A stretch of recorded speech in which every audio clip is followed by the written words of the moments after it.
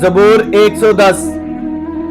यहोवा ने मेरे खुदावंद से कहा, तू मेरे दाहिने हाथ बैठ, जब तक कि मैं तेरे दुश्मनों को तेरे पांव की चौकी ना कर दूं।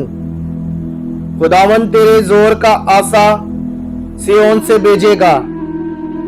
तू अपने दुश्मनों में हुक्मरानी कर।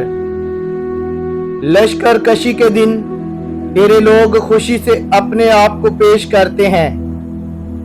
तेरे जवान पाक आराइश में हैं और सुबह के बतन से शबनम की मानित।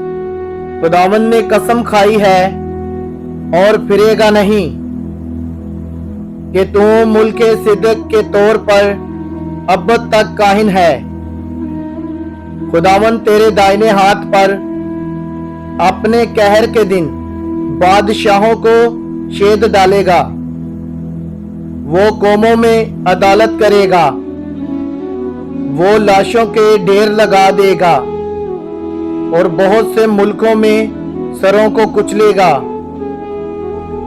वो राह में नदी का पानी पिएगा, इसलिए वो सर बुलंद करेगा। आमीन।